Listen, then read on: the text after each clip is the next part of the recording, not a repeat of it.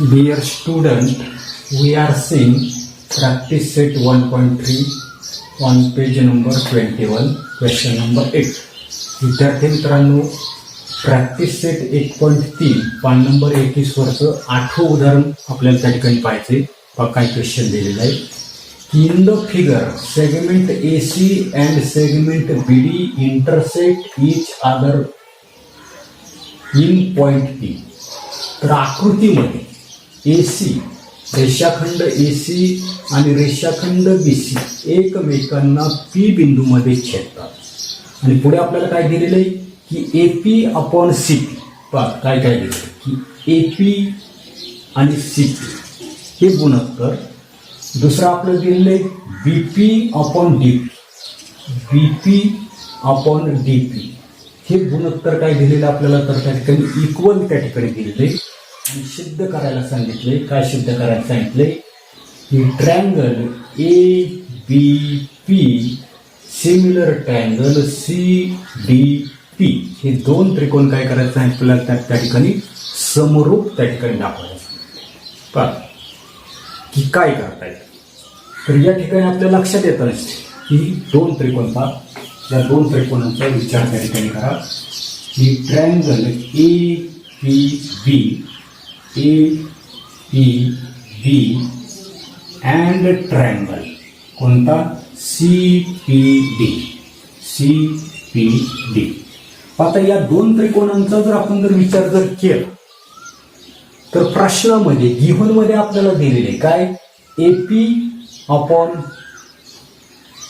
तरी AP upon काय दिलेले AP अपॉन CP आणि दुसरं आपल्याला दिलेले DP अपॉन PD हे दिले.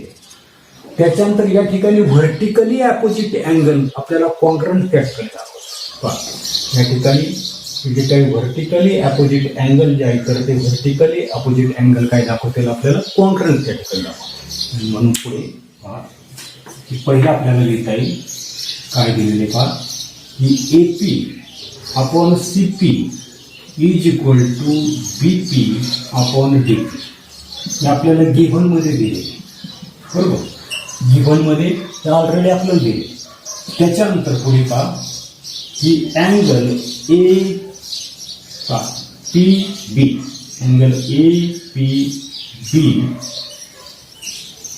कॉन्ग्रंट अँगल कोणता CPD.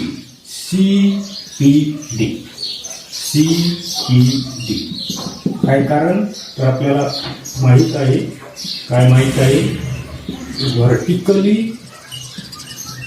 अपोजिट अँगल विरुद्ध कोन दोन रेषा एकमेकांना जर छेदल्या तर या ठिकाणी छेदस्थानी आपल्याला तयार होणारे जे काही कोन जे आहेत तर ते कोन कसे असतात कॉन्ग्रंट आहेत बरोबर.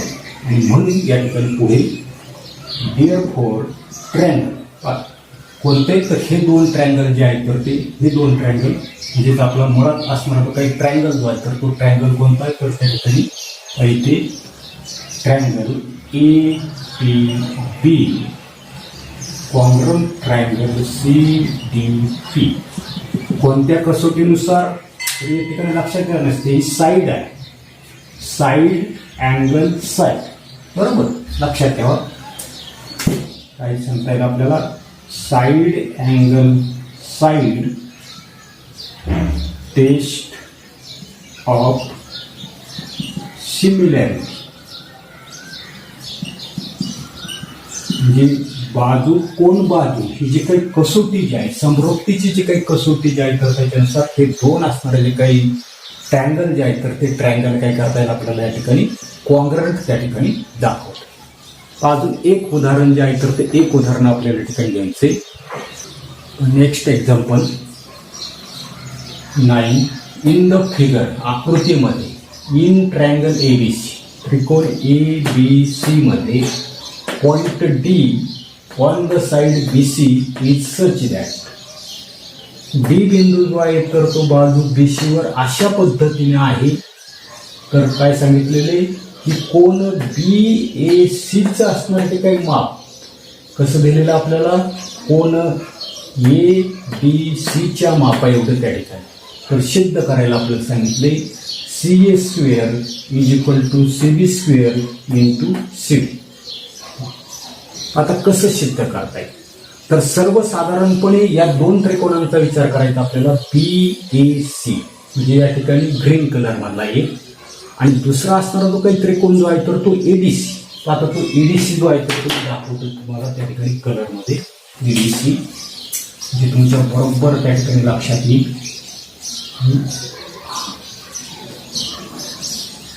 हा एक आपल्याला रेड कलर मधला असणारा जो काही ट्रायंगल जो आहे तर त्या ट्रायंगलचा आपल्याला विचार जो आहे तर तो विचार सर्वसाधारणपणे ग्रीन कलर मधला आणि एक असणारा रेड कलर मधला असणारा ट्रायंगलचा आपल्याला विचार करायचा. ज्या ठिकाणी ग्रीन कलर मधला असणारा जो काही ट्रायंगल जो आहे तर तो BAC आहे. त्याच्यानंतर असणारा जो काही रेड कलर जो आहे तर तो रेड कलर मधला असणारा ट्रायंगल जो आहे तर तो ADC आहे. हे दोन ट्रायंगल जे आहेत तर ते दोन ट्रायंगल आपल्याला कॉन्ग्रंट त्या ठिकाणी दाखवले. आणि मग कॉन्ग्रंट ट्रायंगल जर दाखवले आपण तर आपल्याला माहिती की करस्पॉन्डिंग साइड्स ऑफ द काय सांगता येईल की corresponding sides of the similar triangles are in proportion. आणि त्याच्यावरून आपल्याला या ठिकाणी सिद्ध करायचं. तो आता काय काय लिहिता येईल की हा कोणते दोन ट्रायंगलचा विचार करायचा आपल्याला त्या ठिकाणी ग्रीन कलरमध्ये. इन ट्रायंगल पहिला आपल्याला सांगता येईल BAC अँड ट्रायंगल रेड कलरमध्ये. रेड कलरमध्ये कोणता घेतलेला कोणी ABC. आता गिव्हन मध्ये आपल्याला दिलेले काय दिलेले की angle BAC equal angle ABC हे आपल्याला प्रश्नामध्ये त्या ठिकाणी दिलेलं आहे. बरोबर. हे आपल्याला त्या ठिकाणी गिव्हन मध्ये पक्षामध्ये त्या ठिकाणी आपल्याला दिलेलं आहे. त्याच्यानंतर इथे काही ग्रीन कलर मध्ये असणारा रेड कलर मध्ये असणारा जो काही ट्रायंगल जे आहे तर याच्यामध्ये काही कॉमन अँगल जो आहे तो कॉमन अँगल त्या ठिकाणी आहे का की आपल्या लक्षात येत नसते की BAC या ठिकाणचा अँगल हा, आणि हा जो का आपला रेड कलर मध्ये असणारा जो काही ट्रायंगल जो आहे तर त्याच्यामध्ये असणारा ACD हे दोन्ही अँगल जे आहेत तर ते दोन्ही अँगल हा अँगल C जो आहे तर तो दोन्ही ट्रायंगलला त्या ठिकाणी कॉमन आहे. आणि म्हणून हे आपल्याला लिहिता येईल या ठिकाणी अँगल कोणता लिहिता येईल ACB. Angle ACB congruent angle. Congruent angle काय लिहिता येईल आपल्याला ACD. काय कारण लिहिणार आपण कॉमन अँगल. सामायिक कोण त्या ठिकाणी आहे कॉमन अँगल. आता या ठिकाणी गिव्हन मध्ये आपल्याला दिलेले या दोघांची माप जर समान जर असतील तर हे दोन असणारे काही अँगल जे आहेत तर ते अँगल कसे असणार आहे तर त्या ठिकाणी कॉन्ग्रंट असणार. आणि म्हणून आपल्याला पहा या ठिकाणी ग्रीन कलर मध्ये आणि रेड कलर मध्ये असणारे जे काही ट्रायंगल जे आहेत तर त्या ट्रायंगलच्या बाबतीमध्ये हे दोन अँगल आपण त्या ठिकाणी दाखवलेले कॉन्ग्रंट दाखवले. त्याच्यामध्ये कॉमन अँगल जो आहे तर तो कॉमन अँगल आपण सुद्धा त्या ठिकाणी कॉन्ग्रंट दाखवले. आणि म्हणून हे जे काही असणारे जे काही दोन ट्रायंगल जे आहेत therefore हे triangle BAC congruent triangle ABC. आता कोणती टेस्ट असणार आहे तर या ठिकाणी अँगल दाखवलेला आणि या ठिकाणी अँगल दाखवले. म्हणजे या ठिकाणी आपल्याला लक्षात येईल की AA टेस्ट ऑफ सिमिलॅरिटी कोको समरूपता कसोटीनुसार हे दोन ट्रायंगल जे आहेत तर ते दोन ट्रायंगल काय दाखवले आपण कॉन्ग्रंट. आता हे दोन ट्रायंगल जे आहेत तर ते कॉन्ग्रंट जर असतील तर आपल्याला माहिती की corresponding sides of similar triangle are in proportion. समरूप त्रिकोणाच्या संगत बाजू ज्या आहेत तर त्या प्रमाणामध्ये असतात. आणि म्हणून याच्या बाजू ज्या आहेत तर त्या बाजू आपण त्या ठिकाणी प्रपोर्शन मध्ये दाखवू. काय दाखवता येईल तर या ठिकाणी BA upon AB is equal to AC upon BC is equal to पुन्हा CB अपॉन AC. बरोबर. आता याच्यापैकी जे गुणोत्तर आपल्याला लागत नाही ते आपण कट करणार. तो आपल्याला CS² दाखवायचं. CS² असणार इथे आहे, इथे आहे. जे पहिलं असणार जे काही गुणोत्तर जे आहे तर त्या पहिल्या गुणोत्तराचा आपल्याला या ठिकाणी काही फायदा त्या ठिकाणी नाही. हे कशावरून गेले आपण तर आपल्याला या ठिकाणी माहित आहे. काय माहित आहे तर करस्पॉन्डिंग साइड्स. काय सांगताय की corresponding sides of similar triangles R in proportion. समरूप त्रिकोणाच्या संगत भुजा कशा असतात प्रमाणामध्ये असतात. आता याच्यावरून काय त्याला आपल्याला क्रॉस मल्टिप्लिकेशन जर केलं तर AC² इज इक्वल टू काय असते DC इंटू CB. आपल्या गिव्हन मध्ये प्रूव्ह करायला काय सांगितलंय तर तेच आपल्याला असं देत आहे CA² इज इक्वल टू पहिल्यांदा CB आणि नंतर काय देत आपल्याला CB. या अशा पद्धतीने आपल्याला काय करता येईल तर त्या ठिकाणी प्रूव्ह करता येईल. ब्रॅकेट जे CA² is equal to CB into CB. Next theorem of areas of similar triangle. या ठिकाणी आपल्याला समरूप त्रिकोणांच्या क्षेत्रफळांचं प्रमेय त्या ठिकाणी पाहिजे. हा थेरम काय आहे. When two triangles are similar, the ratio of areas of those triangles is equal to the ratio of their squares of their corresponding sides. काय सांगितले when the two triangles are similar. जर दोन त्रिकोण त्या ठिकाणी समरूप असतील तर काय सांगितलंय the ratio of areas of those triangles is equal to the ratios of the square of their corresponding. दोन त्रिकोण जर त्या ठिकाणी समरूप असतील तर त्यांच्या क्षेत्रफळांचं असणार जे काही गुणोत्तर आहे तर ते गुणोत्तर कसं असते तर आपल्याला सांगितलंय की त्यांच्या संगत बाजूंच्या वर्गांच्या कसं असतंय प्रमाणामध्ये त्या ठिकाणी असते. येते त्यासाठी दोन डायग्राम मी या ठिकाणी काढलेले आहे की ट्रायंगल ABC त्या ठिकाणी काढलेलं आहे आणि ट्रायंगल PQR त्या ठिकाणी काढलं. आता त्याच्यामध्ये प्रश्नामध्ये काय काय दिलंय तर ते आपल्याला गिव्हन मध्ये त्या ठिकाणी द्यायचं. तर प्रश्नामध्ये काय दिलेलं पहा even the two triangles are similar. म्हणजे ट्रायंगल ABC कॉन्ग्रंट ट्रायंगल काय म्हणता येईल आपल्याला PQR. त्याच्यानंतर अजून काय काय दिलेलं आहे ते आपल्याला लक्षात येतं की AD परपेंडिक्युलर BC.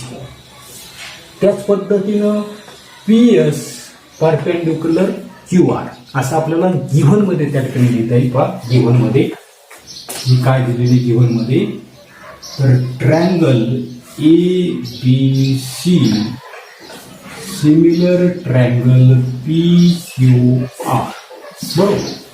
आणि अजून काय दिलेलं आहे की AD परपेंडिक्युलर BC. अजून काय दिलेले PS परपेंडिक्युलर QR. एवढं आपल्याला गिव्हन मध्ये त्या ठिकाणी दिलेलं. आणि काय त्या ठिकाणी प्रूव्ह करायचे टू प्रूव्ह म्हणजे काय सिद्ध करायचे पहा काय सिद्ध करायचे टू प्रूव्ह. बस काय प्रूव्ह करायचे the ratios of areas of those triangle. आता कोणते त्या ठिकाणी ट्रायंगल आहेत आपल्याकडे तर आपल्याकडे ट्रायंगल आहे पहा ABC. पहिला ट्रायंगल आहे ABC. त्याचा एरिया म्हणतो मी एरिया ऑफ ट्रायंगल ABC. दुसरा ट्रायंगल आहे आपल्याकडं PQR. त्याचा एरिया ऑफ ट्रायंगल PQR. हे दोन ट्रायंगल जे आहेत तर त्या दोन ट्रायंगलचा एरियाचा काय घ्यायचा आपल्याला रेशो त्या ठिकाणी घ्यायचा आहे. म्हणून या ठिकाणी मी अशा पद्धतीने रेशो त्या ठिकाणी इज इक्वल कसा रेशो आहे तर सांगितलं आपल्याला ratio of the square of their corresponding sides. याच्या करस्पॉन्डिंग साइड्स जे उदाहरणार्थ हा जो काही एबीसी ट्रायंगल जो आहे तर त्याच्या करस्पॉन्डिंग साईड्स मी त्या ठिकाणी लिहितो. कोणत्या कोणत्या असतील? पहिली त्या ठिकाणी एबी असेल, त्याच्यानंतर पुढची असणारी बीसी असेल आणि पुढची जी आहे तर त्या ठिकाणी ती एसी असेल. बरोबर. या त्रिकोणाच्या करस्पॉन्डिंग साईड. दुसऱ्या त्रिकोणाच्या असणाऱ्या काही करस्पॉन्डिंग साईड जे आहे तर ते काय असणार आहे? P Q. त्याच्यानंतर क्यू आर, काय क्यू आर आणि पुढे आहे तर त्या ठिकाणी पी आर. या करस्पॉन्डिंग साईड काय म्हटलेलं आहे? Is equal to the ratio of, पहिल्यांदा रेशिओ घेऊ आपण करस्पॉन्डिंग साईडचा रेशिओ त्या ठिकाणी घेतलाय. आणि हा रेशिओ कशाशी इक्वल आहे? तर स्क्वेअर ऑफ करस्पॉन्डिंग साईड. म्हणजे यांच्या काही साईड ज्या आहेत तर त्या प्रत्येक साईडचा आपल्याला काय करावं लागणार आहे? स्क्वेअर जो आहे तर त्या स्क्वेअर त्या ठिकाणी करावं लागणार. जी दोन त्रिकोण समरूप त्रिकोणांच्या क्षेत्रफळांचे असणारे जे काही गुणोत्तर जे आहे तर ते गुणोत्तर त्यांच्या असणाऱ्या ज्या काही संगत बाजू ज्या आहेत तर त्या संगत बाजूंच्या भुजांच्या वर्गाच्या गुणोत्तर एवढं आपल्याला त्या ठिकाणी काय करायचंय? दाखवायचंय. अशा पद्धतीने आपल्याला हे सिद्ध करायचं. आता सिद्ध करण्यासाठी पुन्हा आपल्याला त्या ठिकाणी माहिती. आता काय माहिती की सर्वसाधारणपणे दोन असणारे जे काही ट्रायंगल जे आहेत तर ते दोन ट्रायंगल त्या ठिकाणी कसे दिलेले आपल्याला? सिमिलर नाही.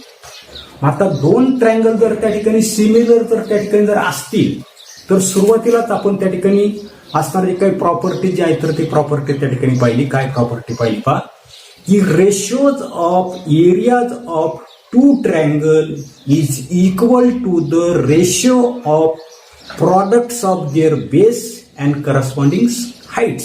म्हणजे दोन त्रिकोण जर त्या ठिकाणी समोरून जर असतील तर त्यांच्या क्षेत्रफळांचं गुणोत्तर हे त्यांच्या संगत पाया आणि उंची यांच्या गुणाकारा एवढं त्या ठिकाणी असतं.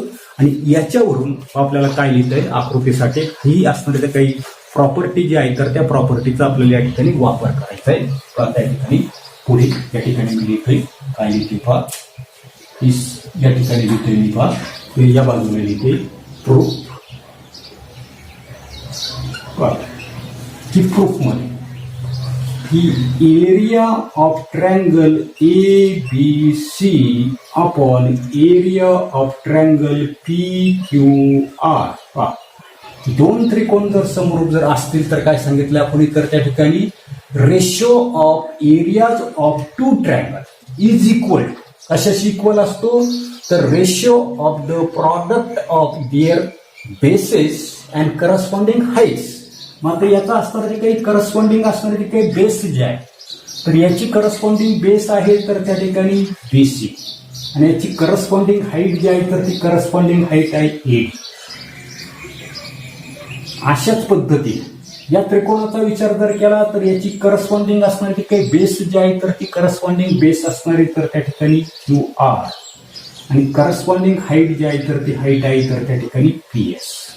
म्हणजे दोन त्रिकोण जर समोरून जर असतील तर आपल्या लक्षात येतं नसतंय की त्यांच्या एरियाचा असणारा जो काही रेशिओ जो आहे तर तो रेशिओ कसा असतो? To the product of bases and corresponding heights. अशा पद्धतीने आपण या ठिकाणी आता हेच मी असं लिहितोय की सर्वसाधारणपणे असं लिहिलं की B C upon Q R into A D upon P S. आणि याला काय म्हटलं मी? इक्वेशन नंबर 1 त्या ठिकाणी. त्याच्यानंतर पुढे आपल्याला या ठिकाणी लक्षात घ्यायचे, काय लक्षात घ्यायचे पहा. आता पुढे या ट्रायंगलचा तुम्ही त्या ठिकाणी विचार करा. पहा की in triangle A B D एवढाच triangle, in triangle A B D and triangle P Q S. P Q S. आता गिव्हन मध्ये आपल्याला हे जे काही अँगल जे आहे तर ते अँगल त्या ठिकाणी इक्वल त्या ठिकाणी घ्यायचे. आता म्हणून या ठिकाणी या दोन त्रिकोणासाठी पहिलं आपल्याला म्हणता येईल की angle B is equal to angle Q. हे आपल्याला गिव्हन मध्ये दिलेले. आता गिव्हन मध्ये दिलेले म्हणजे सांगताना काय सांगितलंय? टू ट्रायंगल्स कसे सिमिलर त्या ठिकाणी, म्हणजे या ठिकाणी तिथे काही दोन कोण जे आहेत तर ते दोन कोण कसे दाखवलेले तर त्या ठिकाणी आपल्याला समान मापाचे त्या ठिकाणी दाखवले. त्याच्यानंतर पुढे आपल्या लक्षात येतं नसते की एबीडी हा जो काही त्रिकोण जो आहे तर याचं माप जे आहे तर याचं माप या ठिकाणी किती असतं 90 असतं. त्याच्यानंतर पी एस क्यू याचं सुद्धा माप किती असणार आहे 90 डिग्री त्या ठिकाणी असणार आहे. आणि म्हणून दुसरं आपल्याला त्या ठिकाणी लिहिता आहे पहा की angle A B B is equal to कोणता असणार आहे अँगल पी एस क्यू, कारण या प्रत्येकाचं माप जे आहे तर ते किती दिसते आपल्याला 90 डिग्री त्या ठिकाणी, बरोबर.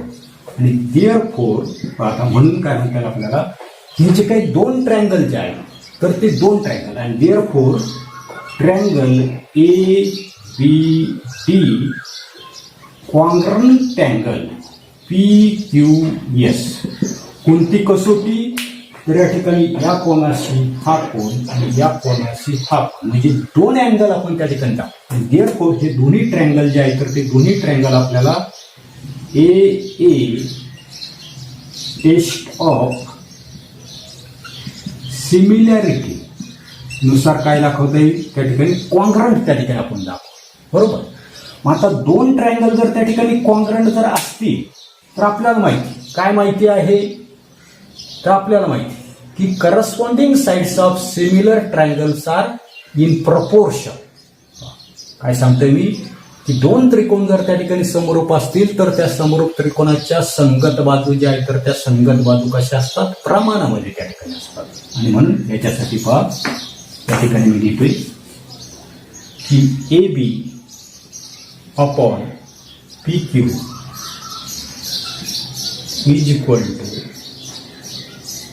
काय दिले A B upon P Q is equal to D D upon Q S is equal to A D म्हणतो मी A D upon P S. कशावरून लिहिलं या ठिकाणी आपल्याला सांगता येईल की corresponding sides of similar triangles are in proportion.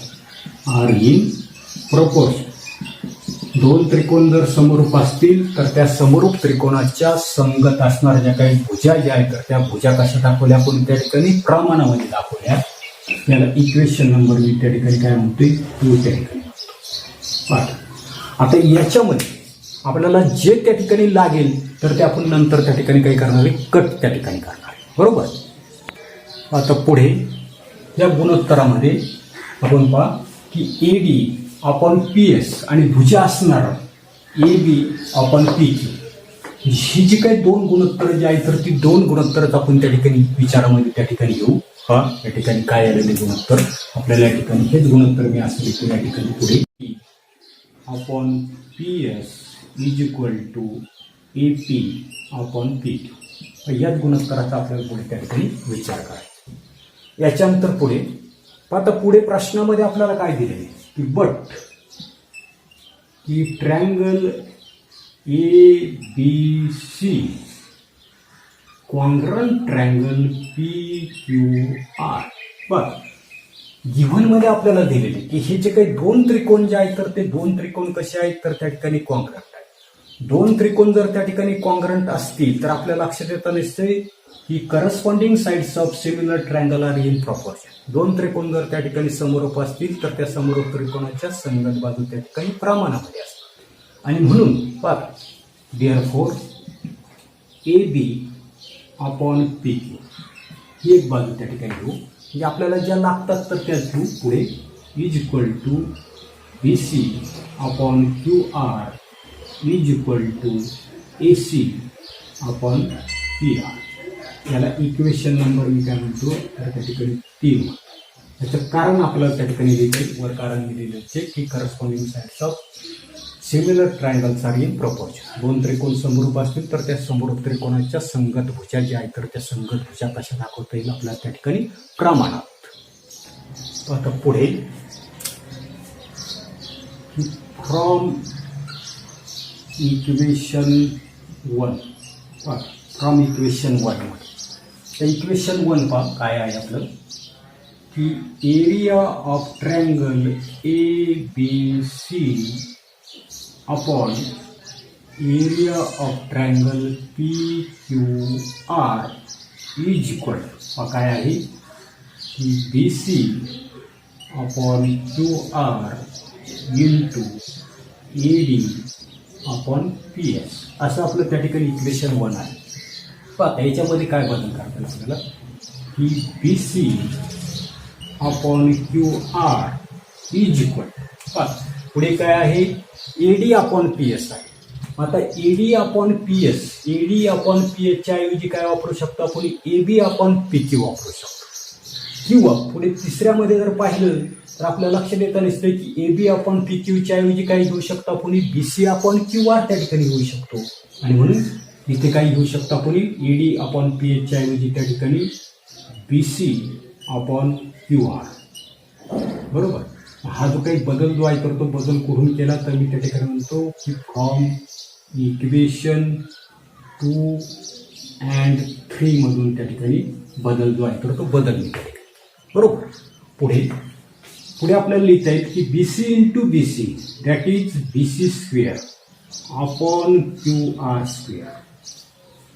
अशाच पद्धतीने आपल्याला काय करता येईल तर या ठिकाणी AB स्क्वेअर या ठिकाणी AB square upon PQ square BC square upon QR square किंवा AC square upon PR square हे त्या ठिकाणी आपल्याला सिद्ध करता येते.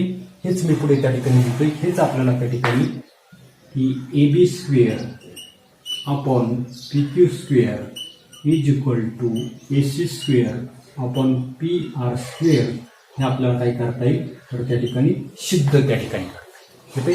म्हणजे अशा पद्धतीनं हा जो असणारा जो काही थेरम जो आहे तर तो थेरम आपल्याला एक बाजू जी आहे उदाहरणार्थ त्या ठिकाणी आपण BC square upon QR square या ठिकाणी सिद्ध केली. त्याच्यावरून आपल्याला या उरलेल्या ज्या काही बाजू ज्या आहेत तर त्या उरलेल्या बाजू त्या ठिकाणी आपल्याला अशा पद्धतीने त्या ठिकाणी दाखवता येईल. ओके. आता या ठिकाणी व्यवस्थित दिसतंय का त्या ठिकाणी ते पाहून घ्या. अशा पद्धतीने या ठिकाणी मी इथे लिहिलेले इथे. आता या बाजूला त्या ठिकाणी ते दिसत नाही कट झालेलं दिसतंय थोडंसं.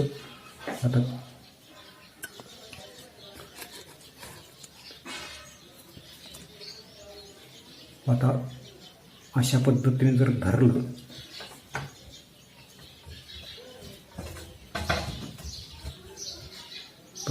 असं जर अशा पद्धतीने तुमच्या बरोबर त्या ठिकाणी ते लक्षात येईल. आता मात्र या ठिकाणी दिसतंय. ओके.